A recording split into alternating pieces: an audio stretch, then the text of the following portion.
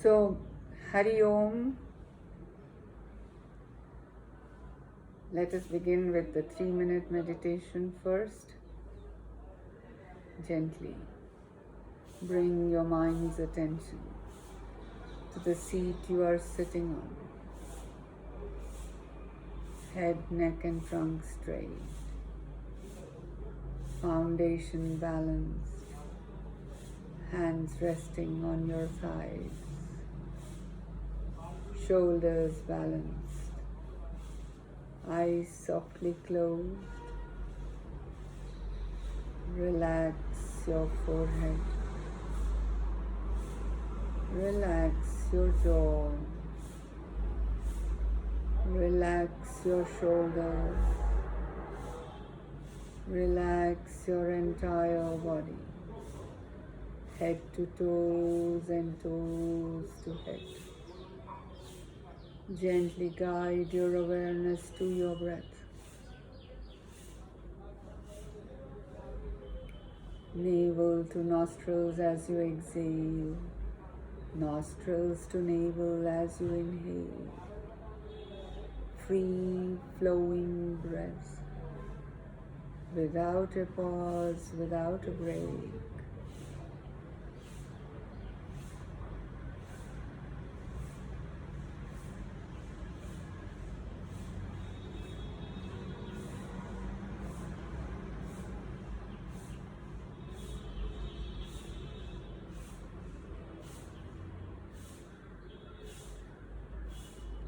Taking a gentle breath in, we will chant Om 3 times.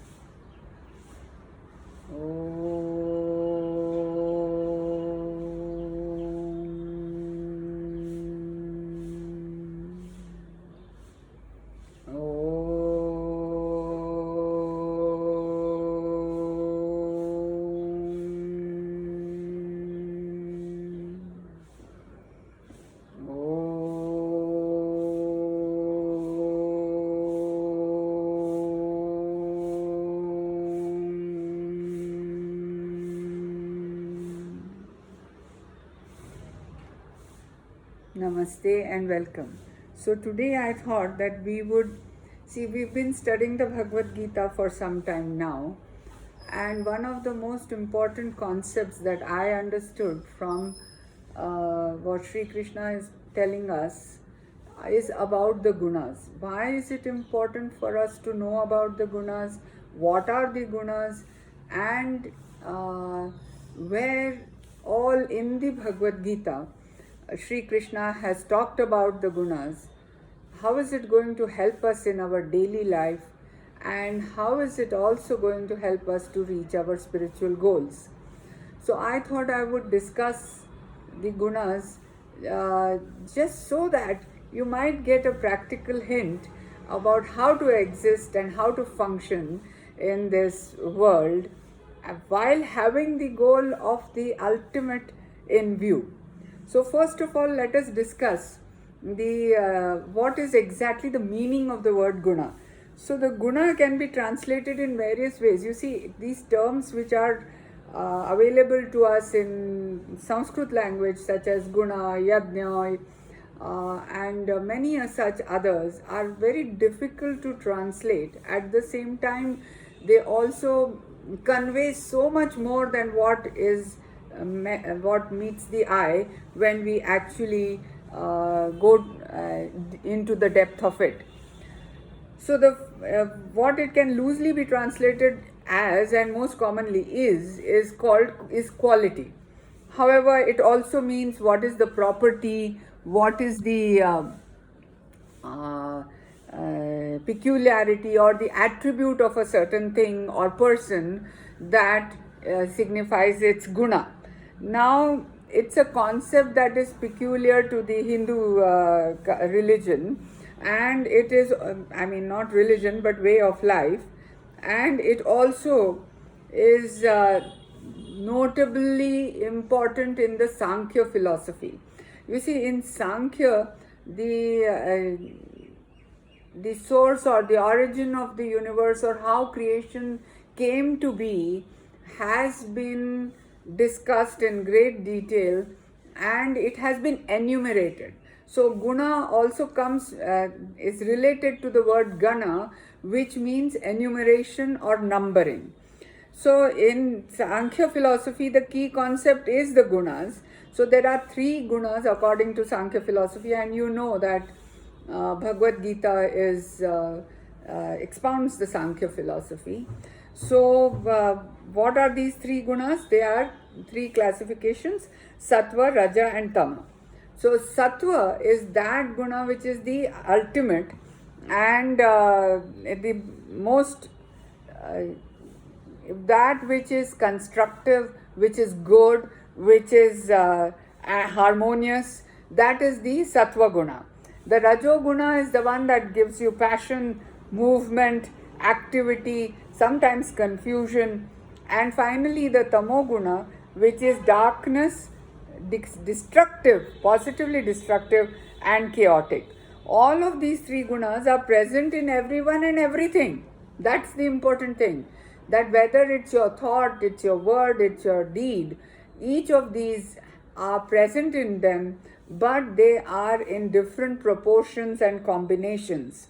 And therefore you have one predominant or the other, and that is how you can be described. So somebody who has the maximum of sattva guna in him is called sattvic, and so on and so forth.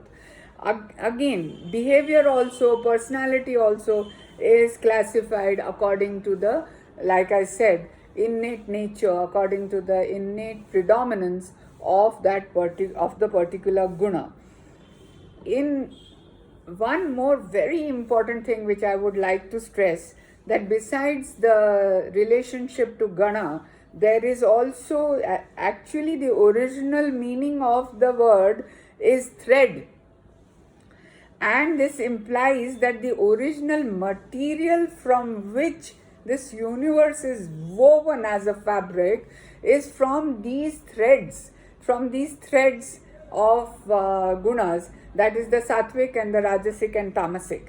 To go a little bit more into what Sankhya says, you know that Sankhya philosophy expounds 25 tattvas from which creation happened. Primarily there are 2, Purusha and Prakriti. Purusha is the pure consciousness which actually pervades everything that is manifest, not only which is meets the eye, but everything beyond the eyes and the senses, because there are many things that our senses cannot compute. So there are the universe is pervaded by Purusha, but as such the Purusha is an inactive consciousness, and to have a dynamic aspect to it, Prakriti is added. Now Prakriti is again of 2 types, the primordial Prakriti and the Prakriti which is taken this manifest form.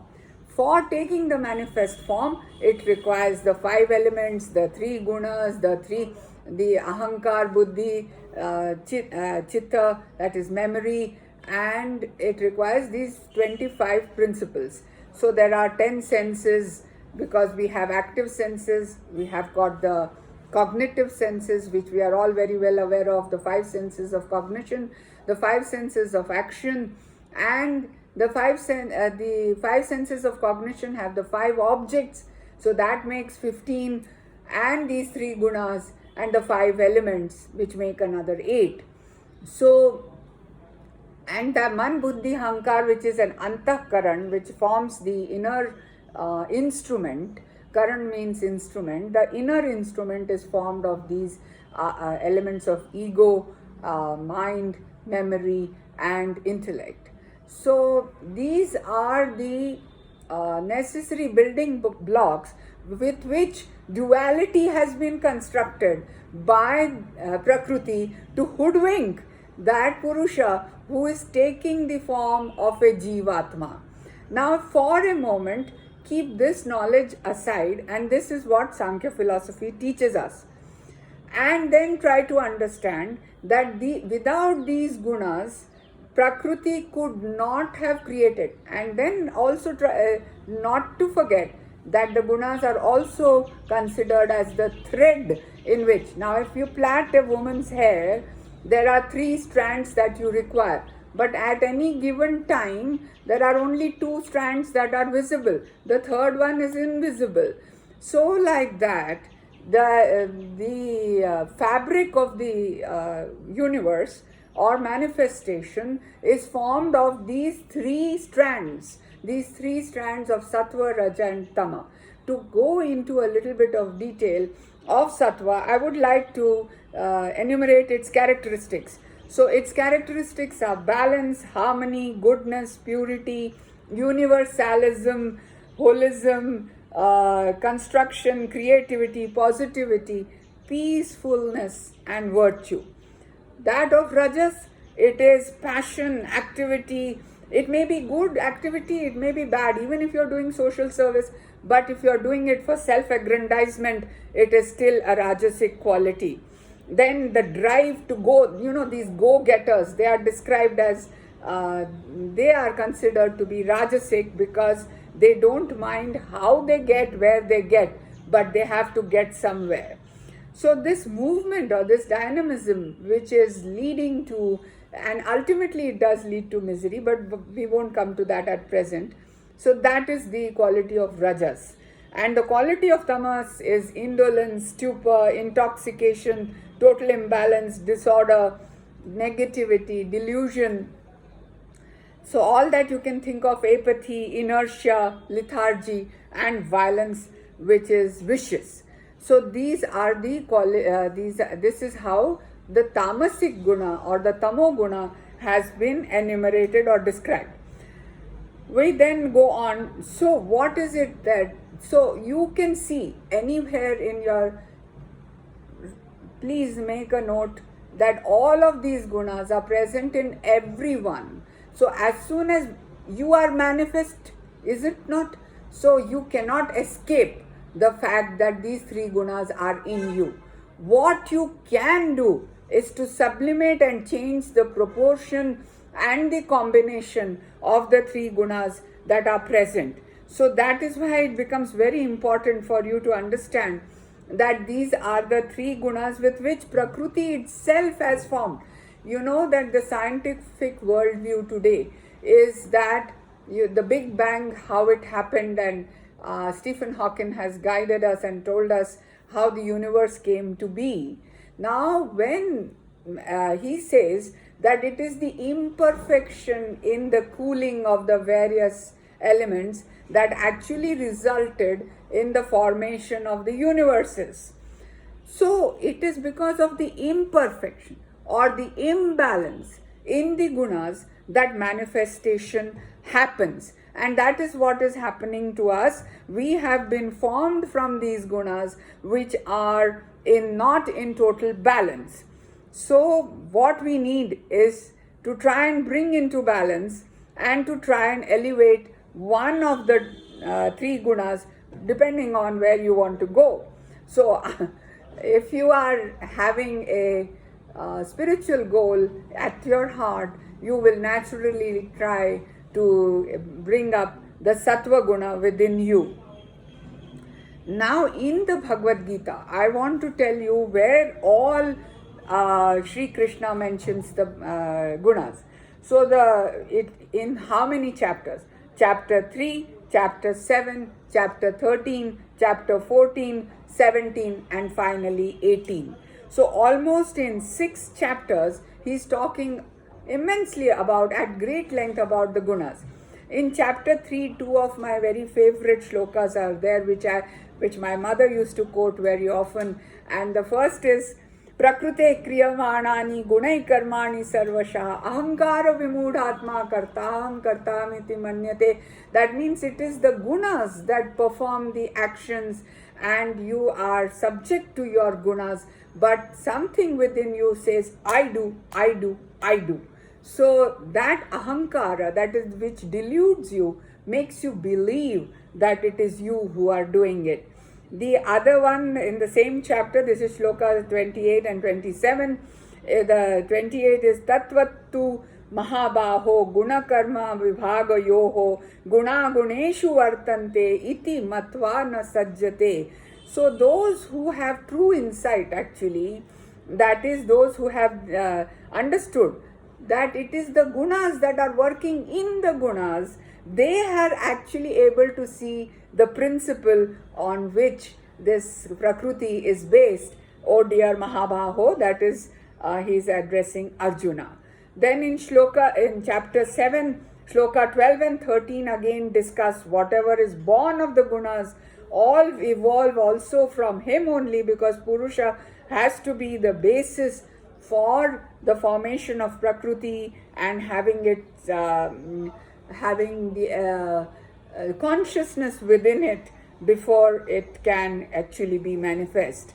And the other Shloka 14 discusses that for this wonderful Maya of mind, it's consisting of these three gunas. It is extremely difficult to actually break through, and it is only by constant adoration of him that we can break through this. So Daivi Isha Gunamayi Mama Maya Duratyaya Mameva Ye Prapadyante Mameva Metam Taranti. So Taranti te, I only take you across the ocean of this Maya.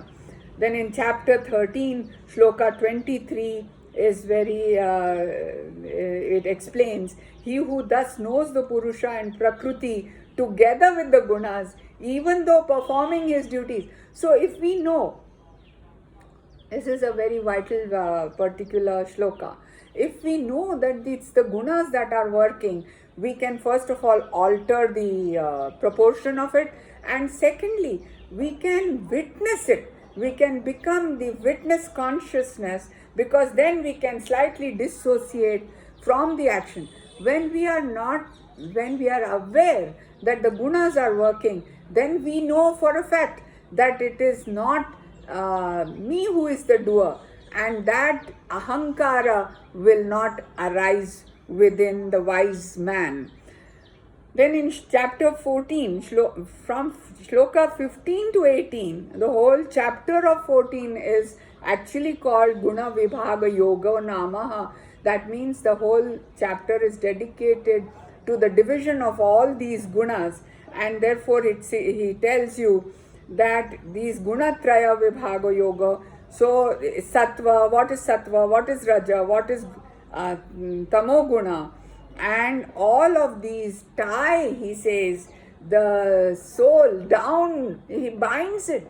These gunas, they bind it into this delusion of believing that they are this body and mind. So these three gunas born of nature tie down that imperishable soul to the body, Arjuna. This is shloka number 5 which of chapter 14, which says, Sattvam Rajas Tamam iti gunaha prakrute sambhavaha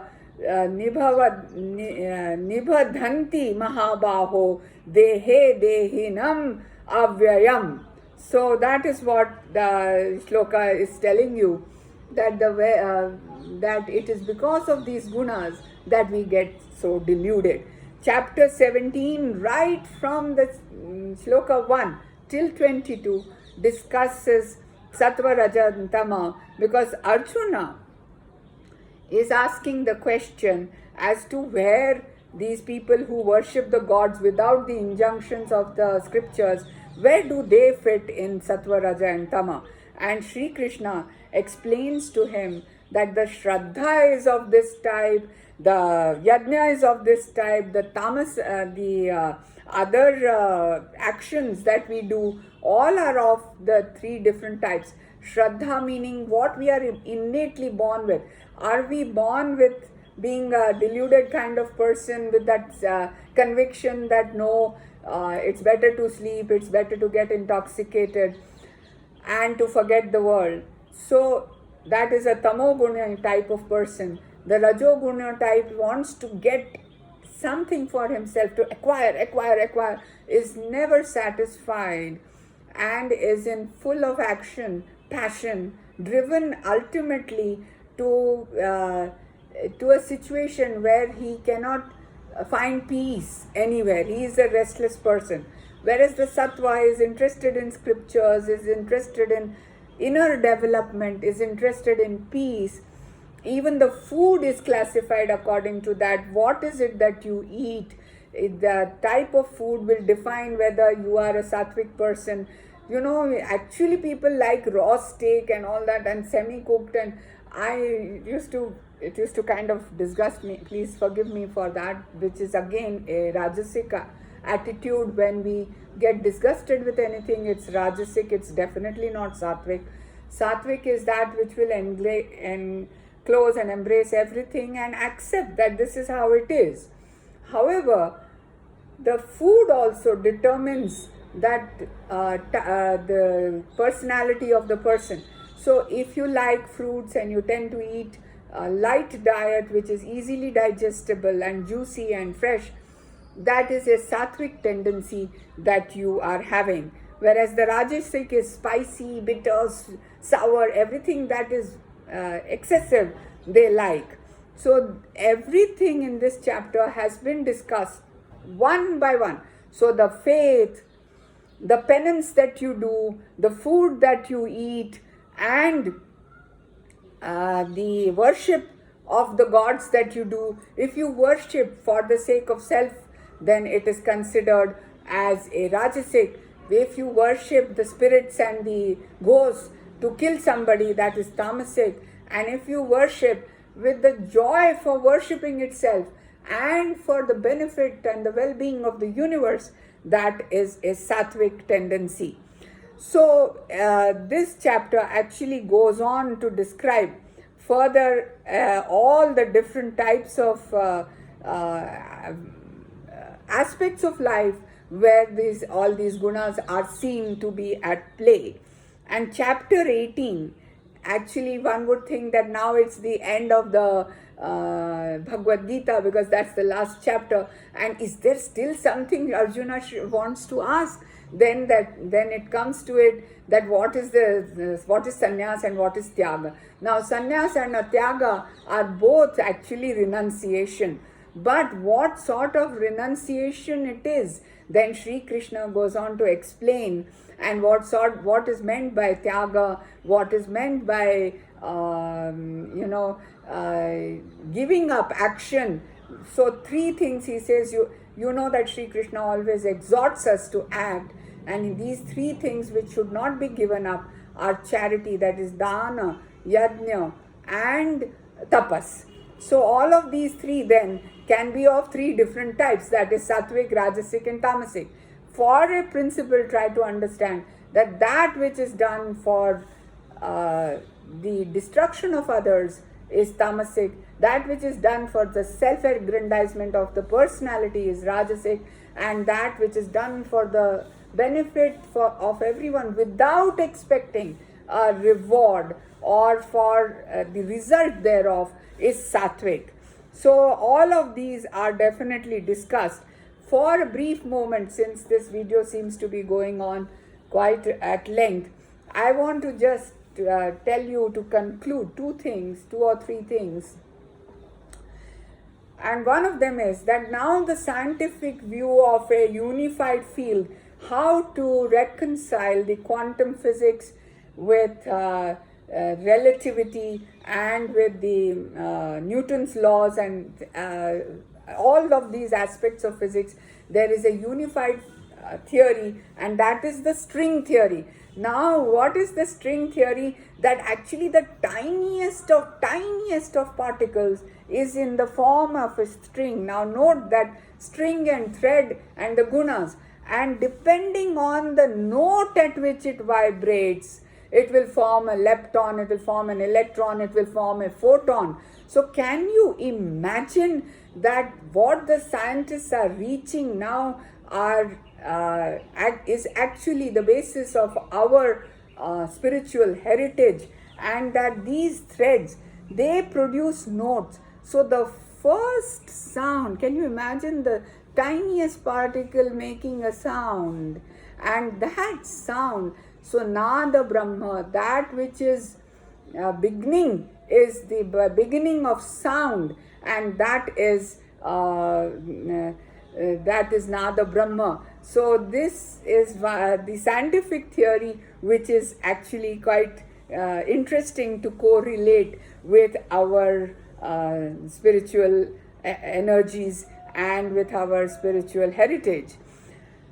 And then, of course, it also tells us this the string theory unfortunately cannot be proven. It's only a mathematical concept, because to prove it would require a accelerator as large as the galaxy, which is not possible. However, it has to, and to be explained also, it requires to have several dimensions. That means this universe is, which we know is in 3 dimensions and time being the 4th. But according to this string theory, there requires 26 dimensions. And would you believe it that our scripture, the Yoga Vasishtha is telling Sri Rama, he is the guru of Sri Rama, that this is not the only universe. There are multiverses, and they are all interlacing, intertwangling within each other. And how profound, magnificent, and unimaginable this entire manifest universe and unmanifest to us can at least be imagined or conceptualized, both by synchronizing science and our philosophies. So what then is the need to know about these gunas? So in conclusion, I would like to say first that determine what is your goal in life. If your goal is to know the truth and know the truth of who you are and why you are here, then you must develop your sattva guna, so you can change all your thinking, your word, your action according to your goal. If your goal is material advancement, then of course Rajoguna is the one that has to be worshipped. But the end result of that, remember, is restlessness. And that's not where you want to go. And Tamoguna has to be shunned, has to be kept at the minimum, because it is harmful to others. So this is the first reason why you should know it. And the second reason is that, and the fact that we can transform and sublimate these gunas, that is important for us to understand practically. And then third is that when you actually experience these gunas, not only do you see any concept, for it to become an experience is the important thing. But once you start experiencing, you will stop getting hatred towards others. You will say, "Are, it's his Rajoguna that is acting, or that it's his Tamoguna. Let me try and help him with the gunas, or myself also." You will start forgiving yourself for the many mistakes that we make. At the same time, you will not be absolved of the karma that you have done accordingly, but when you will start being able to develop a witness mode, and you will start enjoying the kaleidoscope of the universe as it is, by being not the particle within that kaleidoscope which is being turned and made into various kind of patterns, but the one who is viewing the kaleidoscope. And you will enjoy all of these dimensions that are available to us, but for the fact that we become so much a part of the manifestation that we forget that we are the Purusha, who is the witness of all of this grand, magnificent creation, and which is awesome. And with that, I leave you and love you. May you also be as excited as I am today to understand that what this universe is made of, and how can I get the best of it? Why am I here? And for this great insight, which I am so happy to share with you, I hope that you will benefit from it, and may the sattva in the entire world grow to such an extent that the manifestation has served its purpose. So with that, thank you. Hari Om, Tat Sat.